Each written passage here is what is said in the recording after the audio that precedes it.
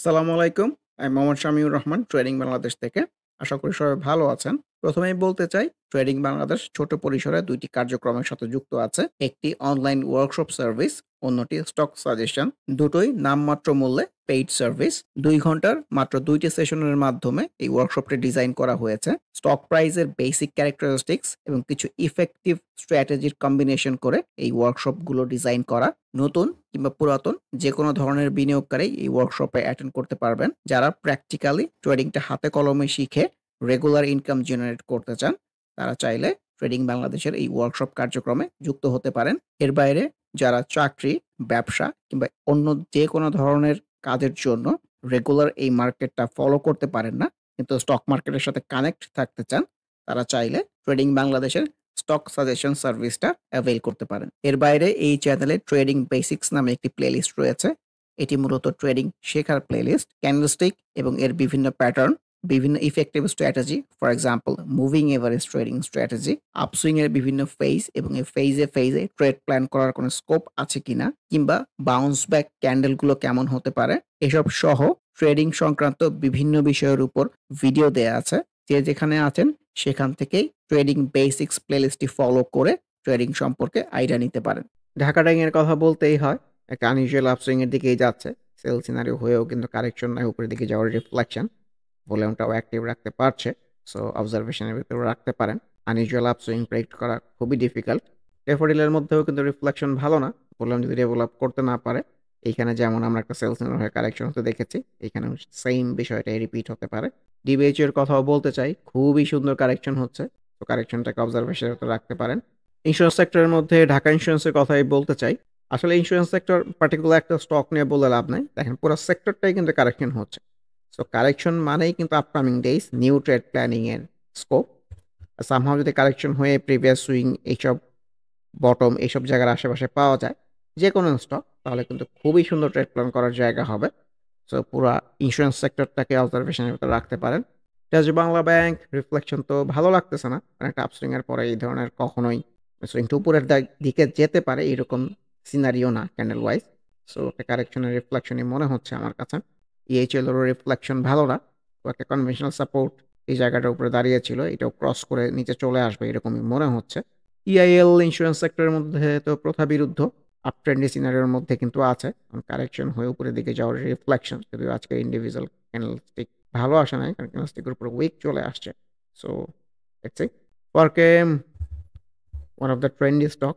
So proper correction হচ্ছে, কারেকশনটাকে অবজারভেশনের ভিতরে রাখতে পারেন। সামহাও মুভিং এভারেজ থেকে যদি বাউন্স ব্যাক জেনারেট করতে পারে, এটাও কিন্তু সুন্দর নিউ ট্রেড প্ল্যানিং এর জন্য দেখা যেতে পারে। ফাইন ফুডস অ্যাজ এক্সপেক্টেড কারেকশনের রিফ্লেকশনটাই পাওয়া গেছে। এখন মুভিং এভারেজ থেকে কোনো বাউন্স ব্যাক জেনারেট করতে পারে কিনা এটি দেখার অপেক্ষা। মিউচুয়াল ফান্ড সেক্টরের মধ্যে গোল্ডেন জুবিলিকে অবজারভেশনের ভেতরে রাখতে পারেন। সো ভলিউমটা ডেভেলপ করতে চাচ্ছে। সো ভলিউমের অ্যাক্টিভিটি থাকলে তো ডেফিনেটলি এখান থেকে একটা আপসুইং এক্সপেক্টেড। আর সামহাও যদি ভলিউমটা ডেভেলপ করতে না পারে, এটাও কিন্তু রেজিস্ট্যান্স হয়ে সেলসের হয়ে কারেকশনে চলে আসতে পারে। জিপির কথাও বলতে চাই, সুইংটা কিন্তু উপরের দিকেই যাচ্ছে, লুকস গুড। আজকে আবার ভলিউম একটু কম ডেভেলপ করেছে, এটা একটু চিন্তার বিষয়। ভলিউমের অ্যাক্টিভিটিটা ভাইটাল হবে আপকামিং ডেজ, সুইংটা যদি উপরের দিকে কন্টিনিউ করতে চায়। জিকিউ ওয়ালপেনের মধ্যেও তো সেলসিনো টাইপ ক্যান্ডেলই এসছে, এক্সপেক্টেড কারেকশন। গ্রামীণ টু মিউচুয়াল ফান্ড সেক্টরের মধ্যে বিশাল বড় একটা উইক চলে আসছে। সো উইক আসা তো আসলে ভালো না, সেলার চেয়ে বায়ারের অ্যাক্টিভিটি বেশি প্রকাশিত হয়। সামহাও ভলিউমটা অ্যাক্টিভ রাখতে পারলে সুইংটা উপরের দিকে যেতে পারবে পারহ্যাপস। জিএসপি ফাইন্যান্স ভালো করলেও আনইউজুয়াল ভলিউমের অ্যাক্টিভিটি আছে, সামনে মুভিং এভারেজ 50 রেজিস্ট্যান্সের জায়গাও হতে পারে। আমি ঊর্ধ্বগামী প্রবণতা অব্যাহত আছে, এটাই দেখতে চাই যে আপস্ট্রিমটা আসলে কোথায় গিয়ে শেষ হয়। এইচআর টেক্সের মধ্যেও কিন্তু সেল সিনারিও আনইউজুয়াল ভলিউমের অ্যাক্টিভিটি। আইসিবিকে ডেফিনেটলি অবজারভেশনের ভেতরে রাখতে পারেন। খুবই সুন্দর কারেকশন হচ্ছে, আমরা ফার্স্ট প্রাইমের মধ্যেও কারেকশন হওয়ার পরে ছোট হলেও প্রফিটের জায়গা হতে দেখেছি। আইসিবির মধ্যেও তেমন কিছু হলেও হতে পারে।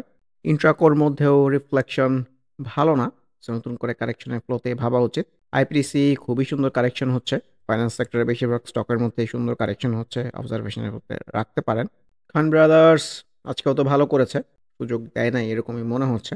ঊর্ধ্বমুখী প্রবণতা অব্যাহত আছে, এটাই দেখতে চাই এই ঊর্ধ্বমুখী প্রবণতা কতটুকু অব্যাহত থাকে।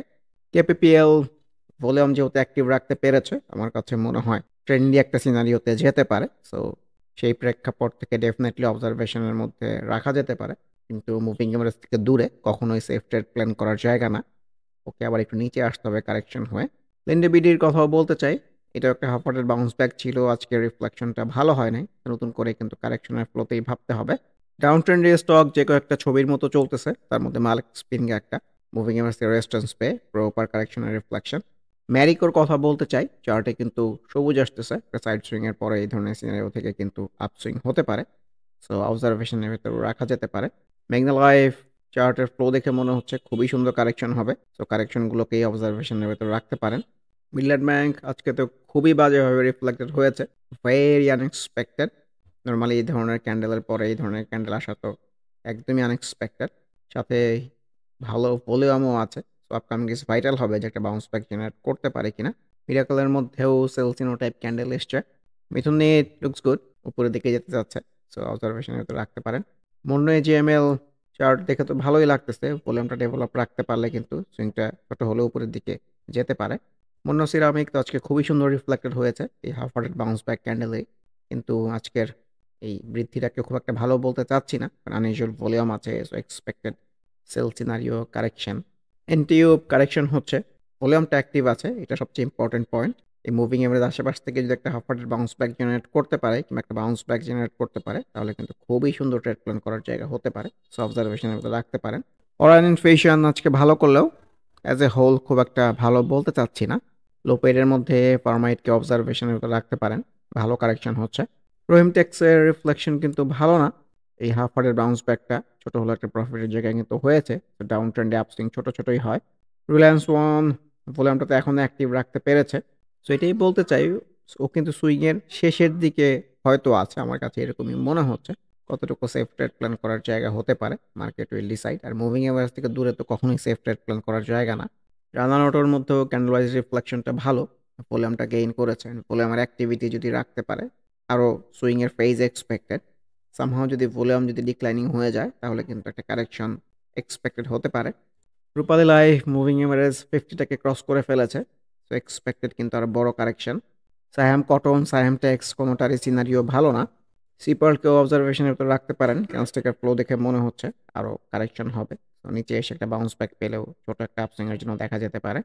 সোনারগাঁও ট্রেন্ডি অবস্থার মধ্যে আছে, খুবই সুন্দর আপ ট্রেন্ড মেনটেন করে চলতেছে। এটাও একটা হাফ ওয়ার্টেড বাউন্স ব্যাক রিটেস্ট হতে পারে। ভলিউমটাও যেহেতু ডেভেলপ করার চেষ্টা করতেছে নতুন করে। সো আপকামিং ডে সোনারগাঁর জন্য খুবই ভাইটাল হবে। ইনফ্যাক্ট সানলাইফ কারেকশন তো হতে চাচ্ছে না, উপরের দিকে যাওয়ার রিফ্লেকশন, এটাই দেখতে চাই আপকামিং ডেজ কেমন বিহেভ করে। আজকে আবার ভলিউমটা একটু বৃদ্ধি পেয়েছে এরকমই মনে হচ্ছে।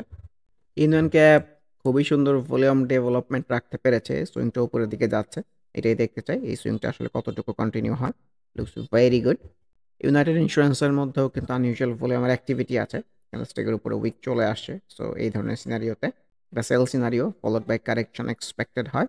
উত্তরা ব্যাংকের মধ্যে যদিও ভলিউমটা খুবই সুন্দর অ্যাক্টিভ আছে, কিন্তু আমার কাছে মনে হয় ক্যান্ডেল ওয়াইজ একটা সেল সিনো টাইপ এসছে। লম্বা একটা আপসুইং এর পরে কিন্তু সেল সিনো জেনারেট করতে পেরেছে, যদি এর আগে এখানে আমরা সেল সিনো পেয়েছিলাম কারেকশনে আপসুইং একটা ফেজের দিকে গেছে। অলরেডি একটা, দুইটা, তিনটা ফেজ হয়ে গেছে। তো একটা আপসুইং এর তো ৩টা ৪টার বেশি ফেজ হয় না। আর মুভিং এভারেজ থেকে দূরে কখনোই সেফ ট্রেড প্ল্যান করার জায়গা না। So expected correction. চাইন স্পিনিং এর মধ্যে কারেকশনটাই রিফ্লেক্টেড হয়েছে। সো কারেকশনের ফ্লোতেই ভাবতে হবে নতুন করে। পরিশেষে ইন্ডেক্সের ৩ মিনিটের চার্টটা যদি দেখতে চাই, সবসময় যেটা মেনশন করি স্টক প্রাইসের মেইন ড্রিভেন ফোর্স হচ্ছে ট্রেন্ড। আর মুভিং এভারেজের নিচ দিয়ে একটা প্রাইস কন্টিনিউ করা মানে কিন্তু সেই ডাউন ট্রেন্ডে কন্টিনিউ করা। সো আজকে ডাউন ট্রেন্ডে কন্টিনিউ করতেছে, এক্সপেক্টেড কিন্তু আগামী কয়েকদিনও ডাউন ট্রেন্ডে কন্টিনিউ করতে পারে, সেই রকমই রেফারেন্স পাওয়া যাচ্ছে। আজকে কিন্তু ইন্ডেক্সটা প্রপারই ডাউন ট্রেন্ডেই ক্যারেক্টারিস্টিক্সের মধ্যে ছিল। প্রপারে যে ডাউন সুইং, ছোট আপ সুইং, ডাউন সুইং, ছোট আপ সুইং, এরকম করে করেই কিন্তু মুভিং এভারেজের নিচ দিয়ে কন্টিনিউ করেছে, হুইচ ইন্ডিকেটস যে কারেকশন একটা ফ্লোতে আছে। এখন এই কারেকশন কিংবা ডাউন ট্রেন্ডে ফ্লো কিংবা ডাউন সুইংয়ের ফ্লো কয়দিন কন্টিনিউ হবে এটা কিন্তু আমরা কেউই জানি না। আর পার্টিকুলার স্টক ছাড়া কিন্তু বাজারে যে খুব যে ভালো বাই সিনারিও আছে এরকম কিন্তু না। সো এই পরিস্থিতিতে সবচেয়ে ওয়াইজ হচ্ছে ক্যাশ ফ্রি করে রাখা। আর খুবই স্মার্ট হলে অল্প কোয়ান্টিটি বিভিন্ন স্টকে, পার্টিকুলার স্টকে ট্রেড প্ল্যান করা যেতে পারে। সো অচিরেই ইন্ডেক্সের মধ্যে ডাউন ট্রেন্ডি খোলস থেকে বের হয়ে, ডাউন সুইংয়ের খোলস থেকে বের হয়ে একটা প্রপার আপসুইংয়ের দিকে যাবে, এই ধরনের আশাবাদ ব্যক্ত করে আজকের ডিসকাশনটি শেষ করতে চাচ্ছি। আবারও মনে করিয়ে দিতে চাই, যারা নামমাত্র মূল্যে প্র্যাকটিক্যাল ওয়েতে ট্রেডিংটা হাতে কলমে শিখে রেগুলার ইনকাম জেনারেট করতে চান, তারা ওয়ার্কশপ অ্যাটেন্ড করতে পারেন। এর বাইরে এই চ্যানেলের ট্রেডিং বেসিক্স প্লেলিস্টের ভিডিওগুলো দেখে যে যেখানে আছেন সেখান থেকে ট্রেডিং সম্পর্কে আইডিয়া নিতে পারেন। এর বাইরে স্টক সাজেশন কার্যক্রমেও যুক্ত হতে পারেন। সবাই ভালো থাকবেন। আল্লাহ হাফেজ। Happy trading. This is Shamir Rahman signing off from today's episode.